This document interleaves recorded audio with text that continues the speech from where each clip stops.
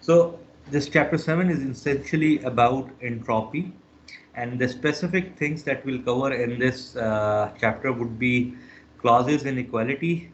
We'll uh, define the clauses inequality, and based on this clauses inequality, we'll define the new property which is called entropy. And it is essential to quantify. We'll try to quantify the second law effects. We'll also establish the increase of entropy principle. Uh, Furthermore, we'll be looking into the entropy changes that takes place for pure substances, incompressible substances, and ideal gases. And we'll be looking into a special class of idealized process which is known as isentropic process, and we'll develop the property relationship for these processes, specifically the TDS relationships or the Gibbs energy relationships. Uh, we'll try to look into reversible steady flow work relationships, the isentropic efficiencies, and the energy balance for various systems. Starting with the Clausius inequality. You know the efficiency of a Carnot engine. Carnot engine is the engine that has the maximum efficiency. And the Carnot efficiency is essentially defined by 1 minus TL over TH. This is how you define the Carnot efficiency.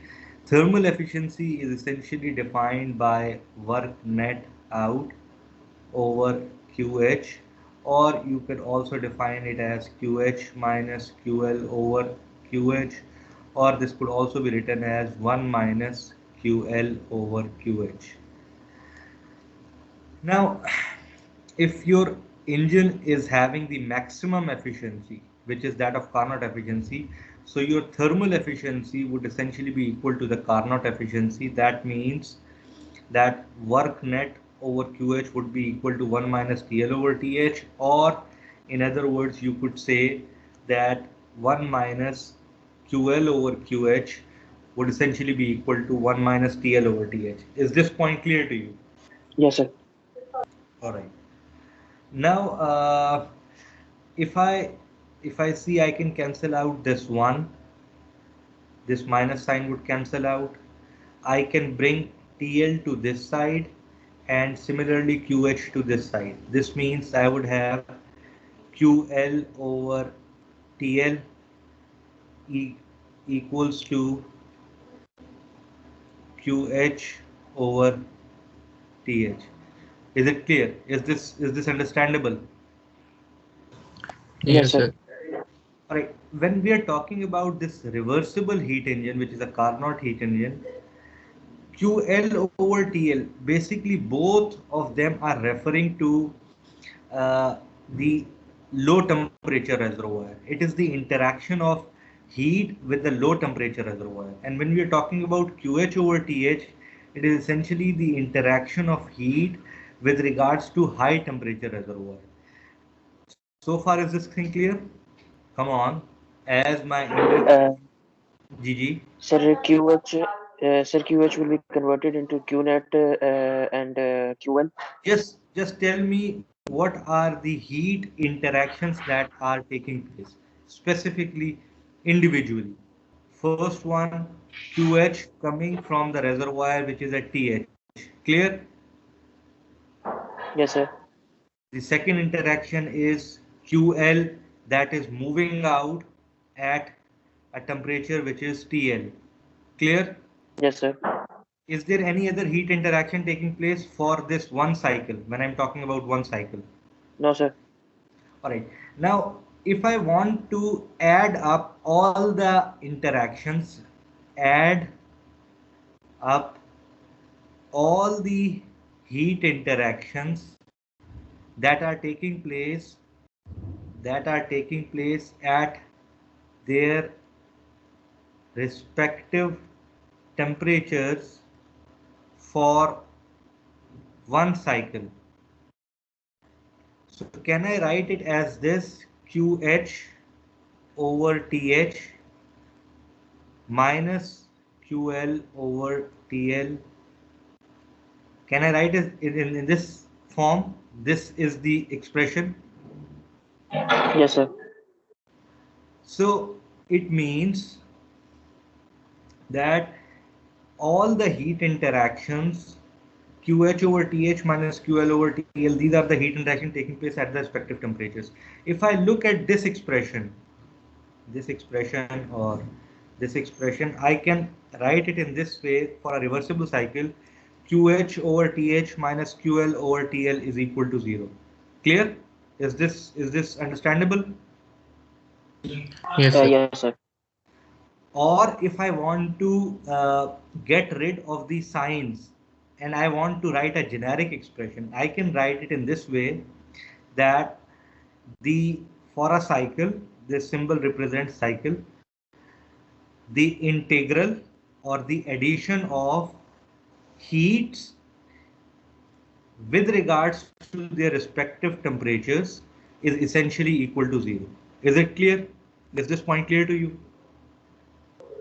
Yes, sir. So this is valid for a reversible cycle, that the cyclic integral of heat additions with regard to their temperature is essentially equal to 0 for a reversible cycle. Does this make sense? Yes, sir. Great. Now let's look at an irreversible cycle. For an irreversible cycle, I would say the efficiency would be less than that of Carnot cycle. We'll have the same expression, but now we have a less than sign for an irreversible cycle, which means that essentially 1 minus QL over QH is less than 1 minus TL over TH for an irreversible cycle. Again, bringing the same expression, rather than having an equal to sign, I'll have a less than sign for an irreversible cycle. Clear enough? The same expression. Yes, sir. That means for an irreversible cycle, the integral of heat additions with regards to their respective temperatures would essentially be less than 0. Clear? Yes, sir. Combining the expression that we get for reversible and irreversible cycle, we form the Clausius inequality, which says for a cyclic process, the integral of heat additions with regard to their respective temperature is less than equal to 0, where the equality sign is for reversible or for the least matter in internally reversible cycle, and the inequality sign is for the irreversible cycle. Clear enough? जी sir. Yes, sir. All right. Now we are considering only, will now consider the only the sign where something is, let's say dx or dy, whatever, is equal to 0. We are considering the equality part.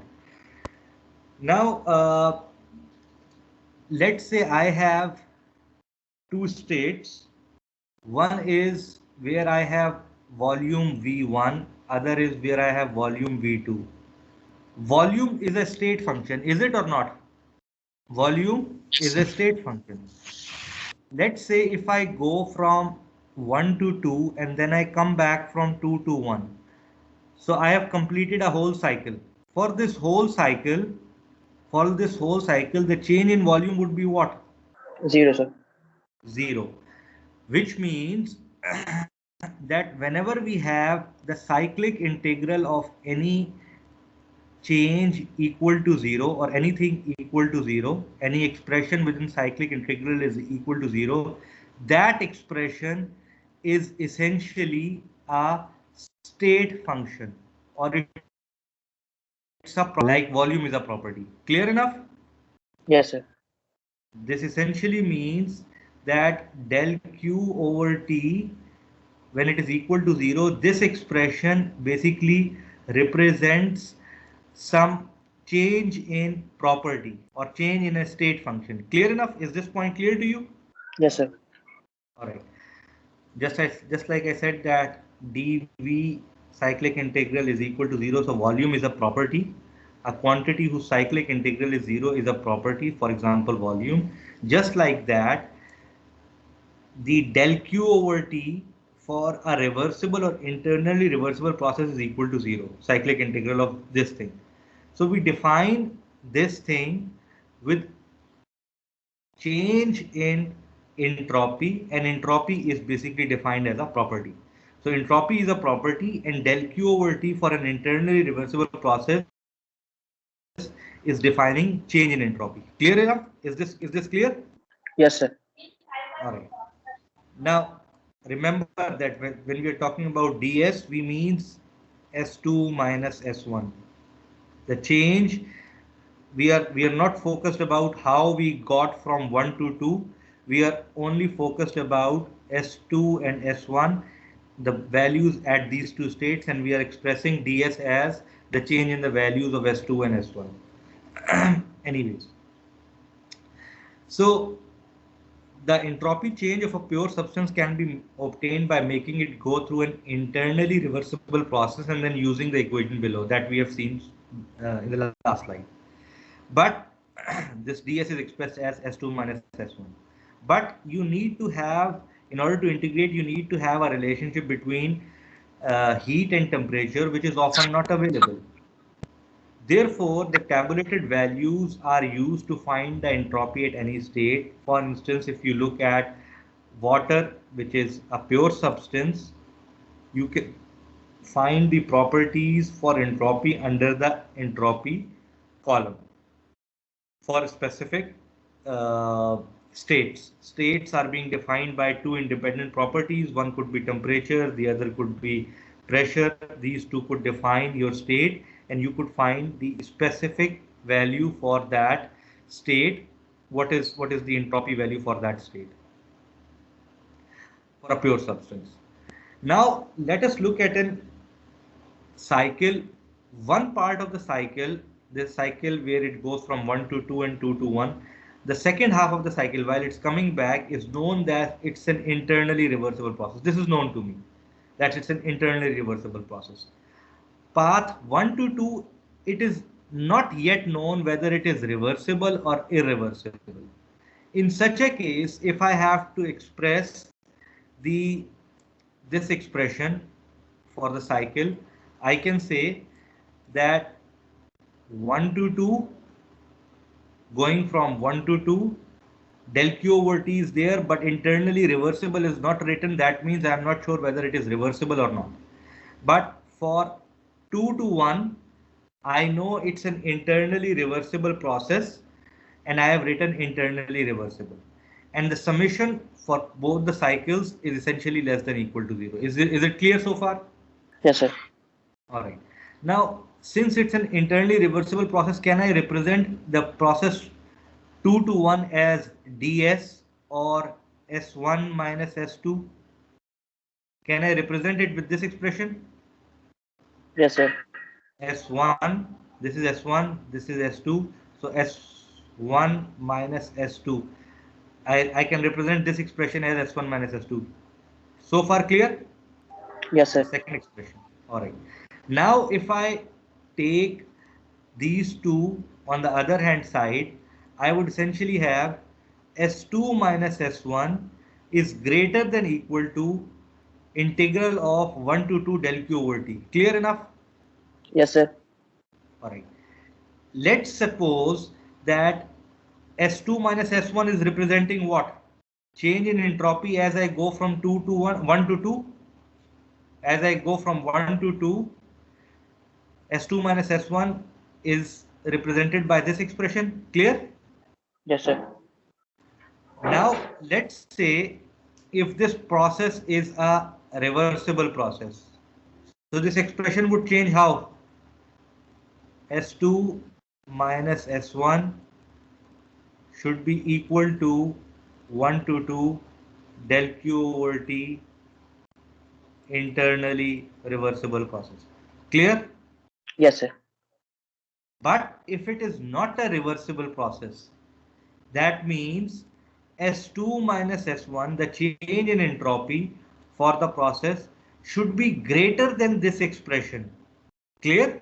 Or I can write it in this way that S2 minus S1 would be equal to 1 to 2 del Q over T internally reversible process, that the change in entropy for an internally reversible process plus some constant. Clear? If it is irreversible process. Is this Yes, sir. point Yes, sir. making sense to you? Yes, sir.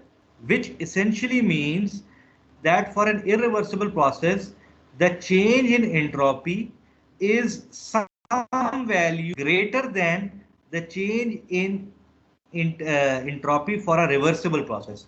Got the point? Yes, sir. Now, this value which is greater, which is expressed over here as some constant and which is greater than that for the reversible process, you call this as entropy generation. That means the change in entropy for an irreversible process is some value greater than the reversible value, which is entropy generation. This value is a positive value. That means some entropy is generated due to the irreversible process. In other words, you say that some entropy is generated or created during an irreversible process, and this generation is entirely due to irreversibilities. The higher the value of entropy generation, the lower would be your efficiency. The higher would be your irreversibilities, and the lower would be your efficiency. Does this make sense to you? Yes, sir. All right. So always remember entropy generation is a positive value. It could either be zero. When would it be zero? Sir, for reversible processes. For a reversible process. Very good. And for an irreversible process, it would always be positive. So I'll stop over here and we'll continue with the entropy generation point